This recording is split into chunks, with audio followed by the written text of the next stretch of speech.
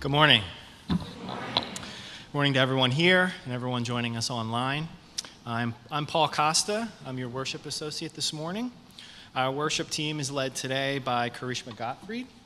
She was raised in the UU Fellowship of Corvallis, Oregon, and is currently a student at Union Theological Seminary in the city of New York.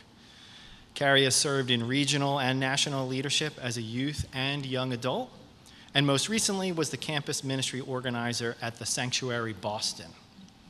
She currently serves as a chaplain intern at New York Presbyterian Columbia University Irving Medical Center. Our worship team also includes our Director of Lifespan Faith Developments, Dawn Star Sayers Borchelt. And music will be presented by Meadowlark and Friends, also known as Carol Collier, Alyssa Lang, Jansen Wendell, and our music director, David Brown. We are a Unitarian Universalist congregation. Our denomination was formed by the merger of Unitarianism, which held that God is one, and that humans are not innately sinful, and Universalism, which asserted that whatever our ultimate destiny is, we all share in it equally. Today, we come together to support our shared and individual quest for meaning and purpose in life, and to bring more compassion, justice, and responsible stewardship to our world. You are welcome here, no matter where you are in your religious journey, no matter the color of your skin or the country of your birth, no matter what your gender identity, expression, or sexual orientation are, you are welcome here. And no matter how much money you have or political affiliation, you are welcome here. If you are visiting with us this morning, you are welcome. We hope that after the service, you'll join us for coffee and conversation in the fireside room directly across the hall. And please stop by the visitors' podium in the atrium for more information about us. Feel free to introduce yourself to someone to talk to with during coffee hour. We are glad you're here. You'll find regular announcements in your order of service and any last-minute announcements on an easel in the atrium. And now, please silence your electronic devices as we say together our mission statement, which is on the board above and in your order of service. Together, we transform lives through love, service, and our welcoming faith. And now, our prelude.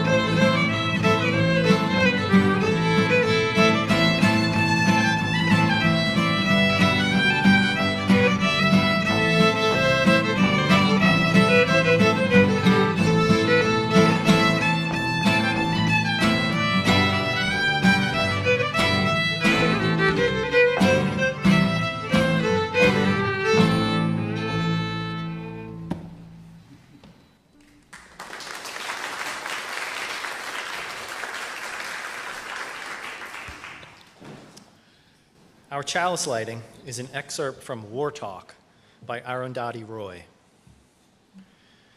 Our strategy should be not only to confront empire, but to lay siege to it, to deprive it of oxygen, to shame it, to mock it, with our art, with our music, our literature, our stubbornness, our joy, our brilliance, our sheer relentlessness, and our ability to tell our own stories, stories that are different from the ones we're being brainwashed to believe.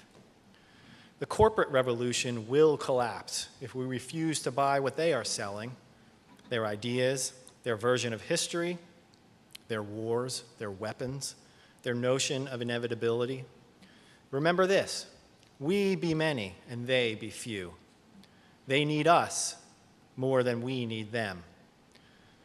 Another world is not only possible, she is on her way. On a quiet day, I can hear her breathing. Blessed be. Please stand in body or spirit for our opening hymn, number 139, Wonders Still the World Shall Witness.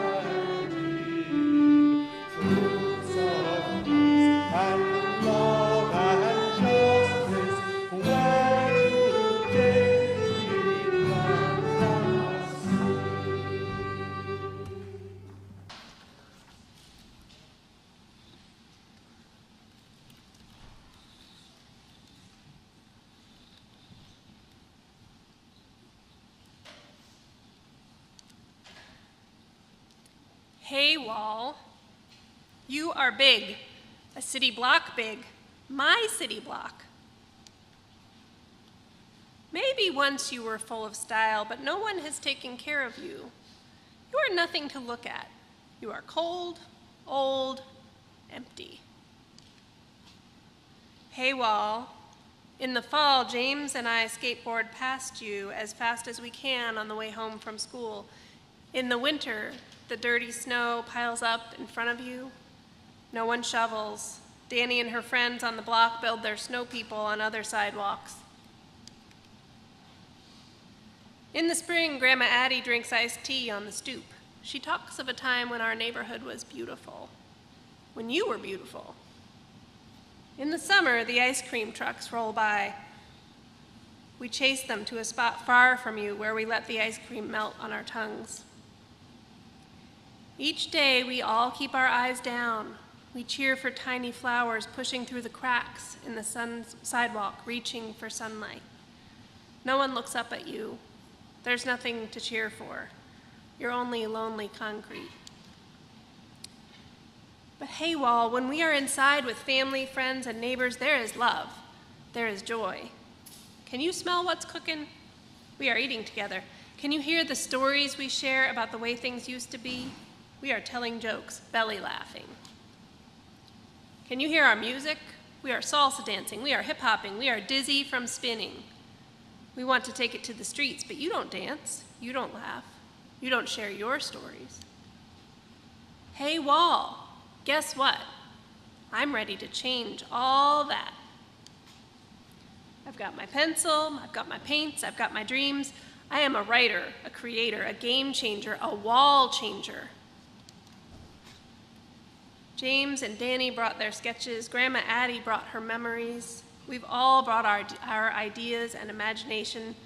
We give you one last look, and then we begin.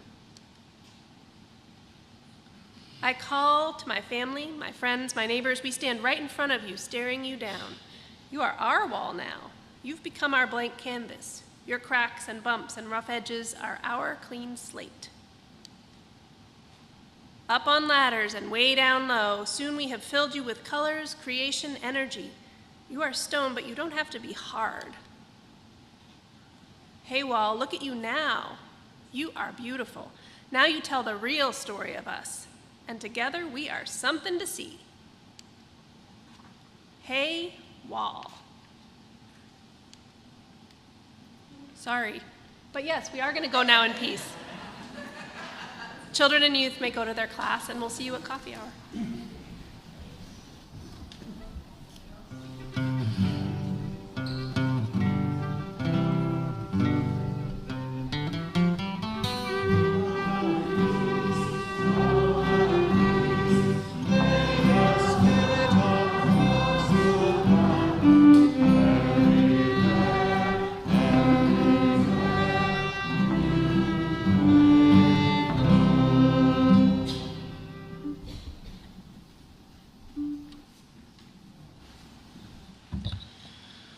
The recipient of MLUC's July and August offering outreach is Family Promise of the Main Line. Their mission is to help families experiencing homelessness and low-income families achieve sustainable independence through a community-based response. For many years, MLUC has committed its July and August offering outreach to Family Promise.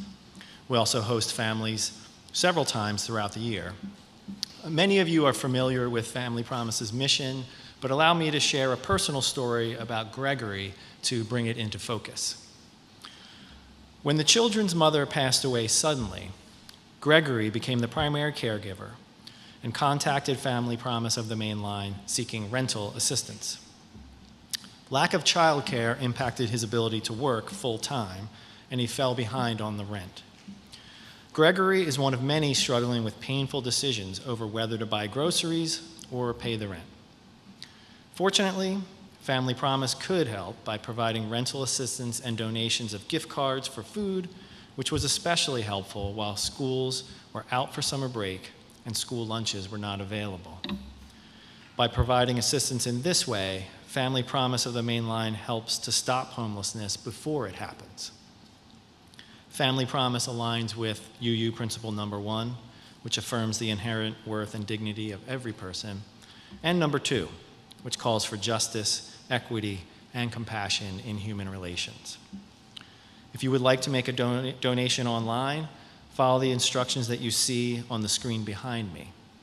If you are in the sanctuary, you can also scan the QR code that is on the order of service to make a cashless donation. The offering will now be gratefully received.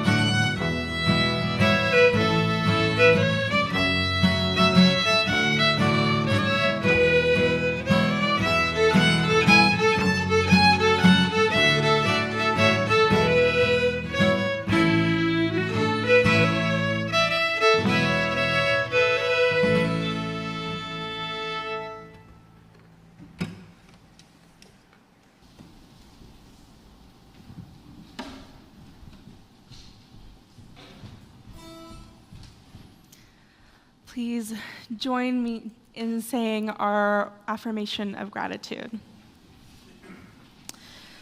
Let us be grateful when we are able to give, for many do not have that privilege. Let us be grateful for all those who share their gifts, for we are enriched by their giving. And let us be grateful even for our needs, so that we may learn from the generosity of others. Thank you.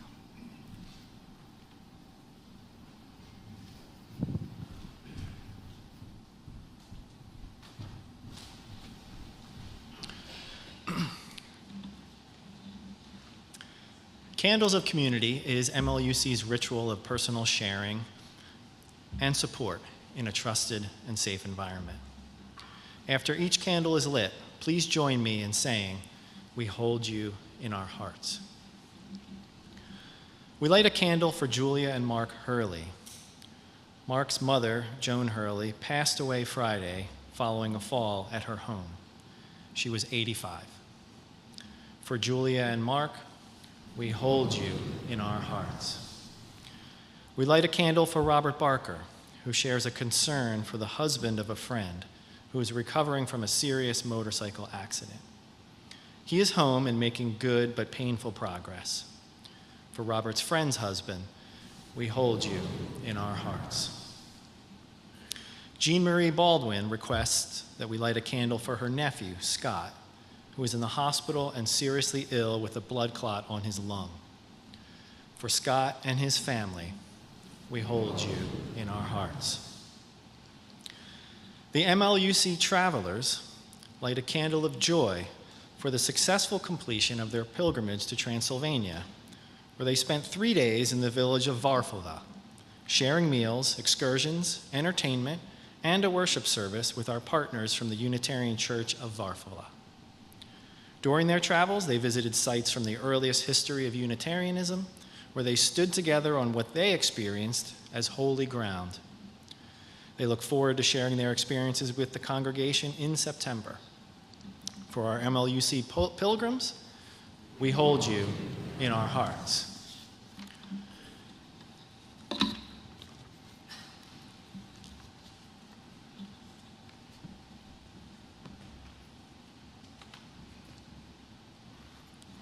I come before you to pay homage to my first encounter with Unitarians in Corvallis, Oregon, where our speaker has been. And that was the first time I ever went to a Unitarian church because of a fellow graduate student invited me to join this fellowship. And I began going there ever since 1965. I became a UU just because a fellow student invited me to join their fellowship. And so I honor our speaker today, and with that respect in my history of becoming a UU. Before that, I had been a practicing Buddhist, but becoming a UU was a transitionless involvement. It all meshed together very well, and I still enjoy being both today. Thank you.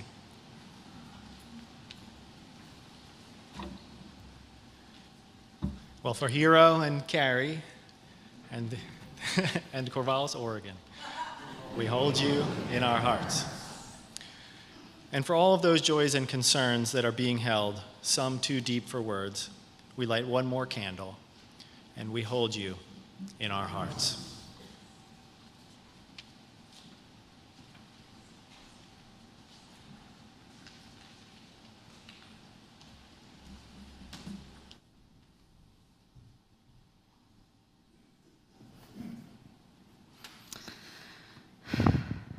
The reading this morning is a poem by Ruth Foreman entitled "On This Day." This is a day without chairs, a day where all the rooms melt together and there are only corners and humming. wishes and a slight breeze brushing you like palms. This is a day of prayers, a day of painful breaking, a day of peace beneath, a day of arms, of hands, eyes, and quiet windows. I wish you love from your mother backwards. I wish you deep tunnels without fear. I wish you children's laughter. I wish you cactus flowers. I wish you moonlight. I wish you real eyes. I wish you a hand across your back, soft, like when you were a child. I wish you tears. I wish you clean. I wish you angels in conference around your bed, holding you so there is no space for me even to touch you. Just watch. I wish your mother watching. I wish you abalone dreams. I wish you peace. I wish you doves in your kitchen, moonlight in your bathroom, candles when your eyes close and dawn when they open. I wish you so many arms across your shoulders, so many lips kissing your ears that you smile from the inconvenience. I wish you all your baby's love, attacking the center of your heart, just so you know they are there. I wish you banisters, railings, and arms around your waist. I wish you training wheels. I wish you strong shoes. I wish you water. Oh, I wish you water through your feet, flowing like a stream. And I wish you hammocks and melon on your eyes, strawberries in your mouth, and fingers in your hand all day through this house, on this day with no rooms, only corners, and an uncommon breeze.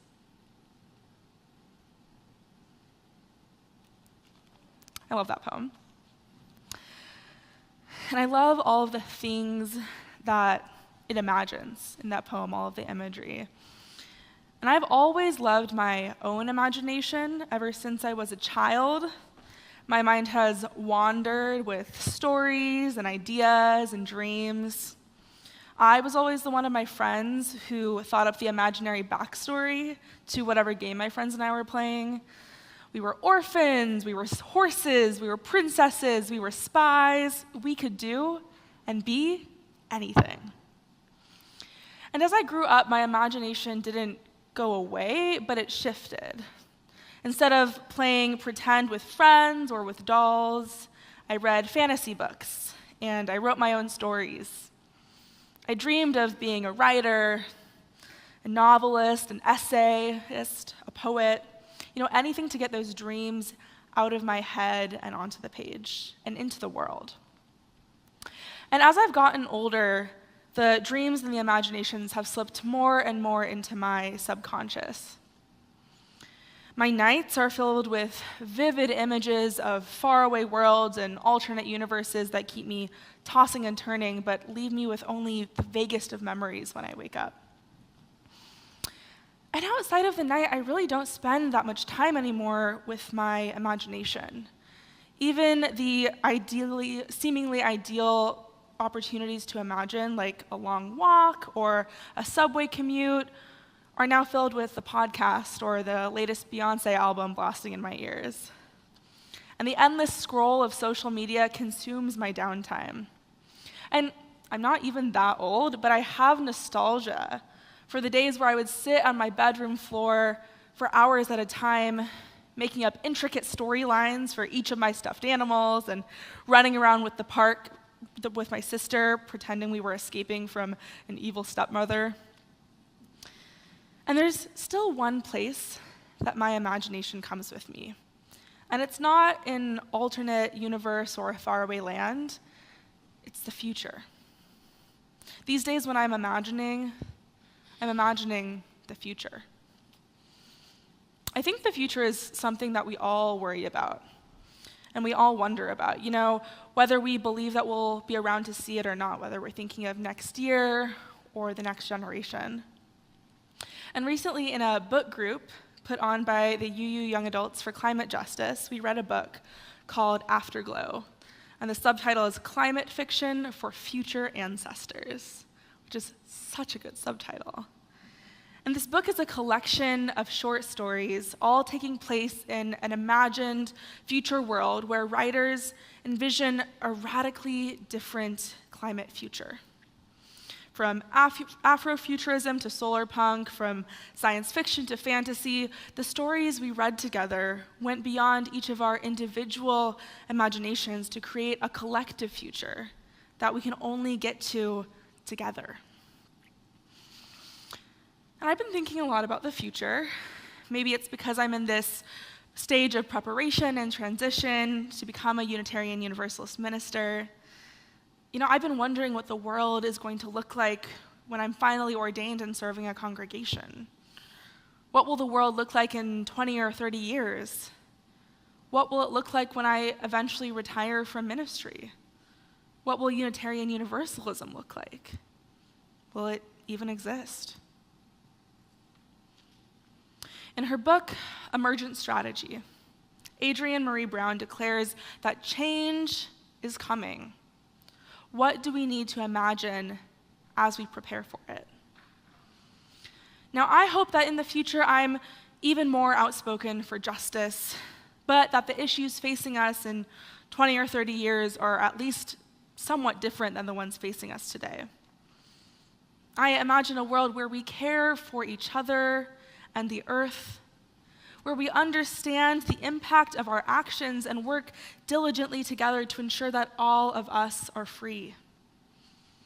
I imagine a world where we know our neighbors' names, where children are cared for by communities, where no one goes to bed hungry. I imagine a world where we still make mistakes and hurt each other and love each other enough to hold ourselves accountable and approach reconciliation through restorative and transformative practices. I imagine a world full of art and music, full of new discoveries and treasured memories, where we look back at this time with sorrow and anger for what it held, but with the comfort that we dreamed and lived into a better tomorrow. Change is coming. What do we need to imagine as we prepare for it? Now, there's been a lot of change happening in Unitarian Universalism, on a denominational level too. The past few years have been full of conversations about our values and what our faith represents.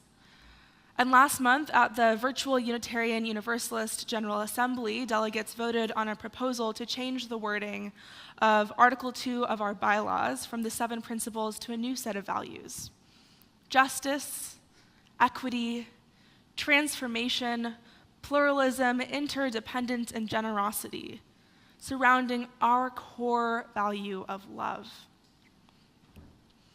Now, as Unitarian Universalists, we define our communities not by a shared creed or a set of beliefs we must all adhere to, but by our covenants. And growing up UU in Corvallis, Oregon, I was always told that a covenant is a promise that we make with each other. And being raised UU, I didn't really understand that some other religions understand the word covenant a little differently. So I was just throwing it around, and everyone was like, what's going on? But a lot of religions understand covenant as not an agreement made between equals, but a promise made from God to God's people. And there are actually a lot of words in the English language that are similar to the word covenant. We have coven, convent, convene, and all come from the same Latin word convenire, to come together. In the case of our covenants, to come together in agreement over something. And whether that's the principles, the values, or something else entirely, we are connected to each other not because of our shared beliefs, but rather because there is something deeper that calls to each of us, that calls us to action as we build the beloved community we desperately believe exists. And what I love most about our covenants in Unitarian Universalism is that they are most always aspirational. We covenant to be kind, to share space, and to give grace to one another. Yet there are times when we fall short. When we've had a long day, we snap at each other or talk over someone else without even realizing. We make mistakes and we try to own up to them. And our covenants aren't a list of everything we're doing right, but they're proof we're trying. That we can imagine a better world out there, and that we believe we can work towards it. Our Unitarian Universalist Association of Congregations has created an anti-racism curriculum that can be offered at congregations called Building the World We Dream About. And this program description states that it creates opportunities for participants to practice dreaming our world otherwise, and then commit to new, intentional ways of being. So, beloveds, I ask you, what are the ways we can dream our world otherwise? When you imagine what Unitarian Universalism looks like, when you imagine what this congregation looks like, what do you see?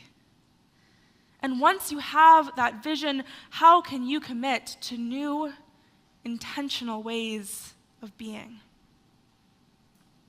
I invite you to sit with that for a moment.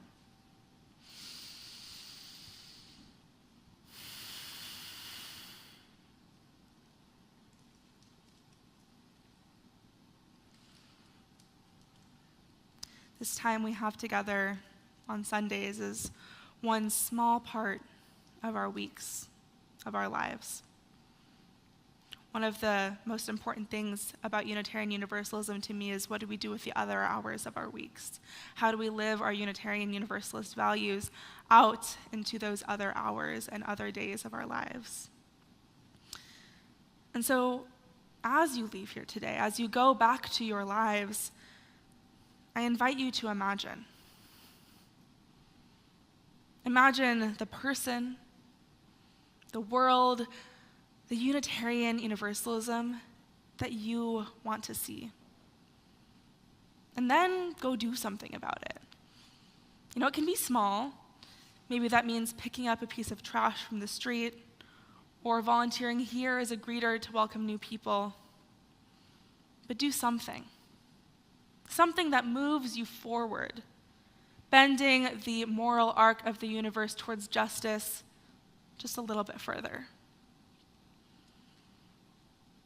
The writer Arundhati Roy, in her book War Talk, reminds us that another world is not only possible, she is on her way. And on a quiet day, I can hear her breathing. The world we imagine is not as far away as it seems, and we are all a part of making it so. So let us go forth with the understanding that our actions, no matter how small, ripple out and contribute to the larger tapestry of change. May we find the courage to dream boldly and the resolve to act on those dreams, knowing that we are not alone. We have each other, and together we can create the world we dream about. Thank you.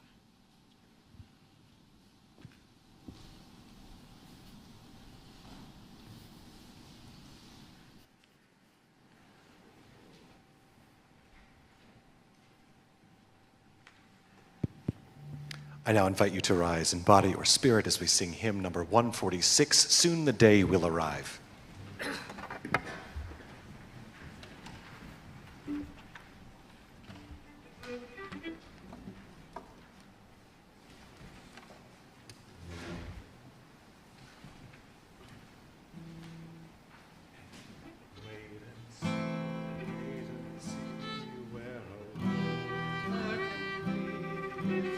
Share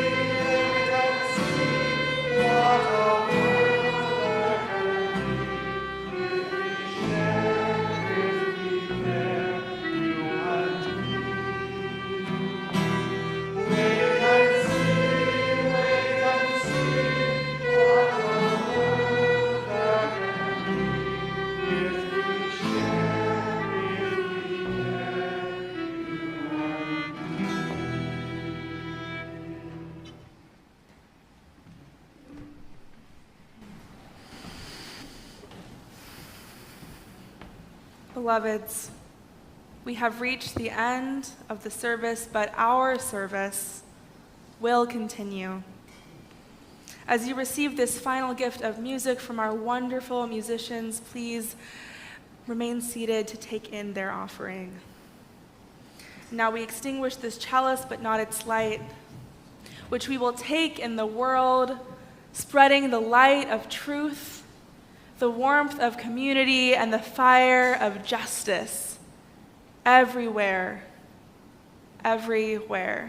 we may go. Blessed be.